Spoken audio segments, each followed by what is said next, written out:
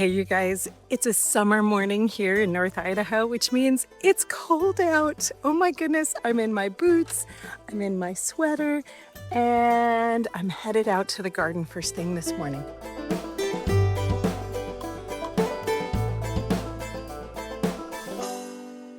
I want to show you guys around the garden this year. So we're going to out in the cottage garden. We're going to look at the terrace garden and see what's going on. We've made quite a few changes, so I want to talk about that.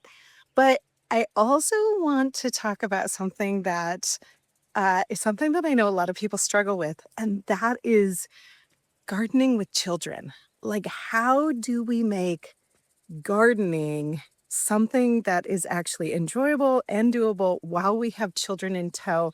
How do I get them involved? How do I keep them being productive and helpful instead of making everything harder? So let's go ahead and get into the garden and I'll show you around. One of the first things that we've changed this year is we've just installed real gates into the cottage garden, which is great because we've also put them on the porch. So it means that we have gates on all of the coming and going around the house, which is really helpful for keeping babies in. Now, not only do we have the 2-year-old toddler here in the house, but now Josh and I have our 7-month-old granddaughter who's going to be toddling around soon. And so we're starting to think about the next generation of babies and keeping them contained. So you can see that right now the cottage garden is gorgeous. Oh my goodness, I love this time of year in the cottage garden. Now, for those of you guys who haven't been following along for very long, the cottage garden is a place that is directly off the house. There's the kitchen door right down there. And it's in this space that I grow my medicinal herbs and my culinary herbs. Now, right off this cottage garden, there is also what we call the terrace garden. When we moved in, this space was just a hillside. It was totally unusable. We went ahead and terraced it, and now we've been growing on it. So you can see there's a lot of garden down there. So we'll go down there in just a minute. And I'll show you some of the things we've added. Now, since the last time you've been in the cottage garden, we've added this flagstone walkway. We've really been battling keeping the grass out of the beds. And I think we're really winning because we put in this metal edging. I don't know if you guys can see it here. This goes down 8 inches. So there's still grass. We're still pulling it up, but it has slowed way, way down. And you could see here, every time I'm out here, I'm like pulling up grass wherever I find it just to try and get ahead of the curve. Because right now, everywhere where we pull it out, it's not coming back. And that makes me really happy. But we also have these great little thyme plants in between the borders. Or in between the flagstones. They're still growing in, and weeds are coming up in between. But, we just are keeping it weeded and keeping it low, and that works just fine for me. So, some of the things that we've added this year, besides the flagstones, I've put in some new herbs that I'm really excited about. That guy right there, that tall one in the back, he is right over there. That is a miniature or a dwarf ginkgo biloba tree. I'm so excited about that. That has so many incredible medicinal uses. I have some meadowsweet. Here's a little meadowsweet bush right back here. He's kind of this reddish guy right here. I have a vitex bush right on the other side of the fence there. And this guy is a beautyberry. This bush right here is a beautyberry, which is great for um, making insect repellent things. So that's really fun. I also have a bunch of clematis now climbing up the arbor, which I'm so excited about. I think clematis is beautiful. Right now, my apothecary roses are blooming. So pretty much every morning, I come out here and harvest all of the opened flowers. I am really enjoying this mission that I put myself on to start making all of my own teas from my garden. I have been playing around with my sleepy time tea that I love, and I'm finding a combination that I think is amazing. I do a chamomile, a rose, lemon balm, and I'm gonna add some hawthorn berries into it, and I am loving it, and I'm sleeping so well from it, so it's been a lot of fun. So it's a great start to a year here in the cottage garden, and I'm really liking it. We have yarrow and elderberry and valerian getting tall, and of course the hops in the background, and a Korean hyssop, which is like an anise hyssop. We've got some catmint. There's some feverfew and columbine and lots of echinacea tucked all in there. There's vervain and hollyhocks and some very sad looking mint right here because we just weeded it out. We've got skullcap and bee balm. There's some wood betony right there, and lemon balm, and lady's mantle, and elecampane. There's horehound. There are so many things tucked into this cottage garden, both medicinal and culinary herb-wise, that this has just become like an amazing space. I don't know if you can see it right behind me right there, but last year my son John made me a little bird box and put it up there. And this year we have swallows nesting in it. So it's really fun. Every time I'm out here, they're coming and going and singing. It's so much fun. I love that. Okay, let's go down into the terrace garden for a minute.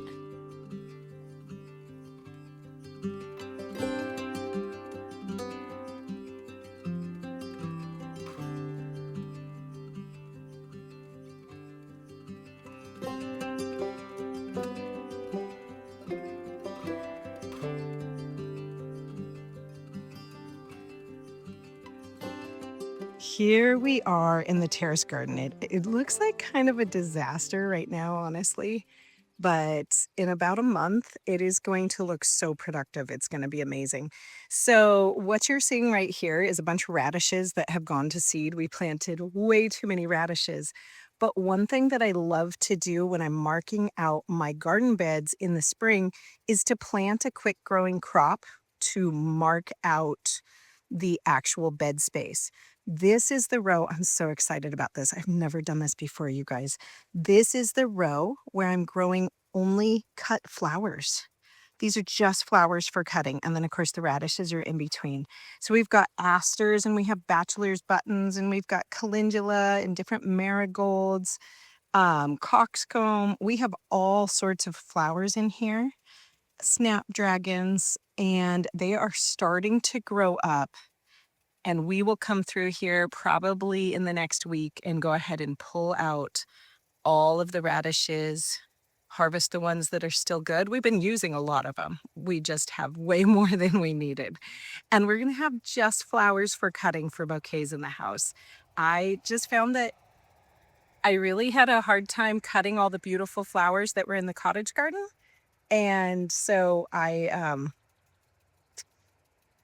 just wanted to see them out in the cottage garden. And so I decided, hey, I'm just going to go grow flowers like a crop, some that are just for harvesting.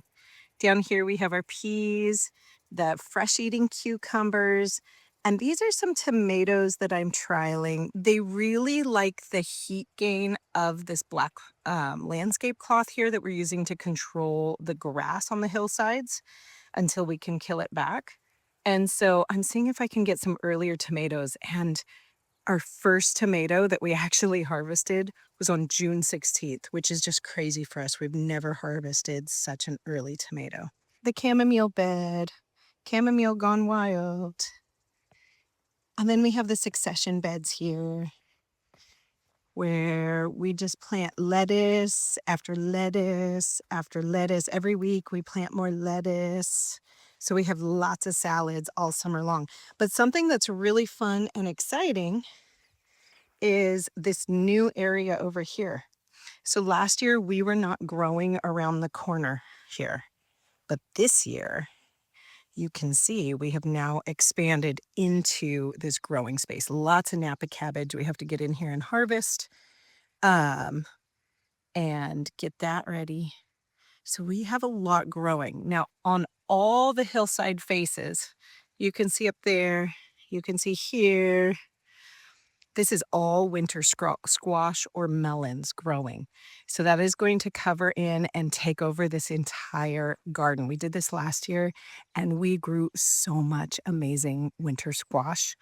On the top terrace there, you can't see it right now, but there are tons of flowers that are coming up, kind of mixed into the grass. So, anyways, lots of fun things. Lots happening out here. Let's talk about kids in the garden because this can be a real challenge. You know, you want to be growing things, but you've got kids underfoot all the time. You want to involve them because let's get real, most of us are doing a lot of this homesteading for family because we want to see them have better health. We want to see them have better skills, a little more connection to their food and to traditional skills so that they can actually take care of themselves regardless of what's going on in the world. But that presents a lot of challenges. Trying to garden when you've got little kids, you know, either complaining or not liking what they're doing or trying to convince them to be involved, that can all be really hard. So I have a few tricks that I've learned over the years with all of our kids.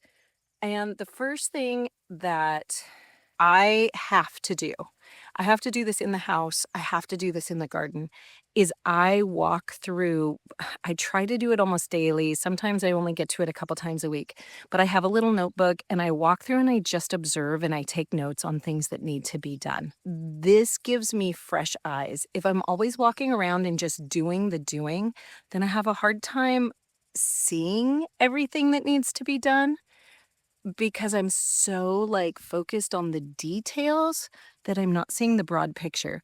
So I try to just walk around in the morning, and I do this throughout any area that's my responsibility, whether that's the house or anywhere out, you know, in the yard, the garden, anything like that.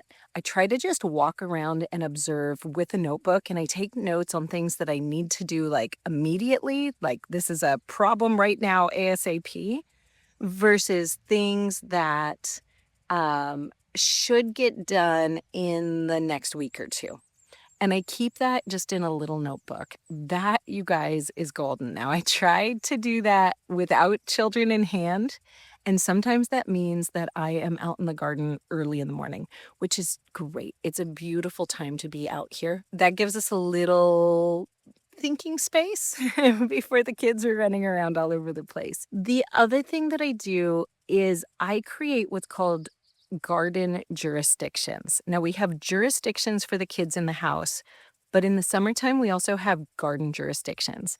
And garden jurisdictions are these areas that they are responsible for. Some people call them areas of responsibility. Each child gets assigned a garden bed. Now, when I'm talking children, I'm really talking in this case about kids who are maybe 13 and under. Everybody gets a garden bed.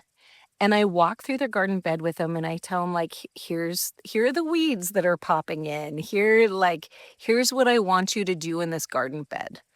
I never expect that they are going to get it perfect because they just aren't.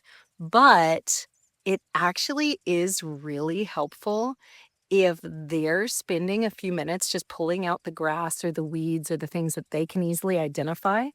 That actually is really helpful for me when we get everybody involved. So what we'll do is we'll be like, I'll call it sometime in the morning usually and be like 15 minutes cottage garden jurisdiction.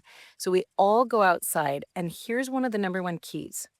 I do not have a jurisdiction. That's because my job is to rotate through everybody else that's working and help them with their jurisdiction and like get eyes on the whole process and show them, no, this one's weeds, no, this one's not weeds, like this is the plant we want to keep, or let's get all of these volunteer hollyhocks out of the walkway because if they grow in the walkway, we're not going to be able to use the walkway. And so I just rotate through and work with the different kids in their jurisdictions. If you give yourself a jurisdiction, you will be so frustrated. So remember, your job is to work with everybody in their jurisdictions instead of trying to get it done by, you know, your own jurisdiction in that time. So I just spread it out. We just take a few minutes pretty much every day when there's nothing else major going on. If we're home and just having a normal summer day, then we'll take anywhere between 15 minutes and half an hour where everybody's out in our cottage garden jurisdiction. Sometimes I'll turn music on and make it really fun, but usually we try to reward ourselves when we're done to make it kind of a fun experience. When they have jurisdictions, if there's not a lot of weeding, I let them get to do the harvest in their jurisdiction too. I don't know about your kids, but my kids love harvesting things a whole lot more than they like doing the weeding side to it. So if it's in their jurisdiction, they get the privilege of getting to harvest as well as keeping it weeded and sometimes even planting new plants in, depending on how old they are. We'll take some time, we'll do that, but I always know that they're just kind of doing a first pass and that I'm gonna have to go through and refine anything that they've done on the other side.